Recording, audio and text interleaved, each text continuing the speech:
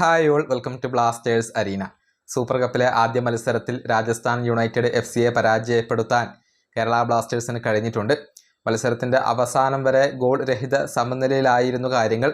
പക്ഷേ കോൾഡോ ഒബിയേറ്റ കേരള ബ്ലാസ്റ്റേഴ്സിൻ്റെ രക്ഷകനായിക്കൊണ്ട് അവതരിക്കുകയായിരുന്നു. അദ്ദേഹത്തിൻ്റെ ഹെഡർ ഗോളാണ് കേരള ബ്ലാസ്റ്റേഴ്സിന് ഈ മത്സരത്തിൽ വിജയവും അതുവഴി വിലപ്പെട്ട 3 പോയിന്റുകളും സമ്മാനിച്ചിട്ടുള്ളത്.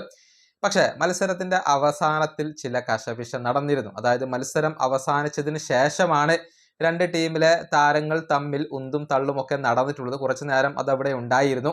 കേരള ബ്ലാസ്റ്റേഴ്സിൻ്റെ താരങ്ങളായ ഫ്രെഡി, അതുപോലെ തന്നെ ഐമൻ, അതുപോലെ തന്നെ അമാവിയ എന്നിവരൊക്കെ അവിടെ ഉണ്ടായിരുന്നു. മാത്രമല്ല രാജസ്ഥാൻ യുണൈറ്റഡ് താരങ്ങളാണ് ഇതിലൊക്കെ നേതൃത്വം നൽകിയിരുന്നത്.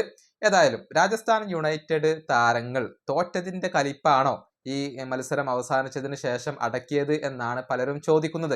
കാരണം മത്സരത്തിന്റെ രണ്ടാം പകുതിയിൽ അനാവശ്യമായി കൊണ്ട് കേരള ബ്ലാസ്റ്റേഴ്സ് താരങ്ങളെ രാജസ്ഥാൻ യുണൈറ്റഡ് താരങ്ങൾ പ്രൊവോക്ക് ചെയ്യുന്ന ഒരു കാഴ്ച നമുക്ക് കാണാൻ കഴിഞ്ഞിരുന്നു.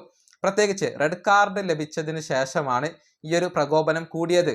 അതായത് കേരള ബ്ലാസ്റ്റേഴ്സ് താരങ്ങളെ പ്രകോപിപ്പിക്കുക, എന്നിട്ട് ഒരു ഫൗൾ വാങ്ങിയെടുക്കുക, അതുവഴി ഏതെങ്കിലും ഒരു കേരള ബ്ലാസ്റ്റേഴ്സിന് റെഡ് കാർഡ് ലഭിക്കുക എന്ന ഒരു നീച ലക്ഷ്യമായിരുന്നു രാജസ്ഥാൻ യുണൈറ്റഡ് താരങ്ങൾക്ക് ഉണ്ടായിരുന്നത്. പക്ഷേ ബ്ലാസ്റ്റേഴ്സിന്റെ താരങ്ങൾ ആ പ്രകോപനങ്ങളിൽ വീണിരുന്നില്ല. നമുക്കറിയാം, നോവ ആ ഒരു കോർണർ കിക്കിന്റെ സമയത്ത് ഒരു എതിർ താരം, രാജസ്ഥാൻ യുണൈറ്റഡ് താരം നോവയെ വലിയ രൂപത്തിൽ പ്രകോപിപ്പിച്ചിരുന്നു. പക്ഷെ അദ്ദേഹം സ്വയം നിയന്ത്രിക്കുകയാണ് ചെയ്തിട്ടുള്ളത്. നിയന്ത്രണം വിടാതെ നോവ അവിടെ സൂക്ഷിച്ചു എന്നുള്ളതാണ്. ഏതായാലും മത്സരശേഷമാണ് അതിൻ്റെ രോഷം രണ്ട് ടീമുകളും തമ്മിൽ പരസ്പരം പങ്കുവച്ചിട്ടുള്ളത്.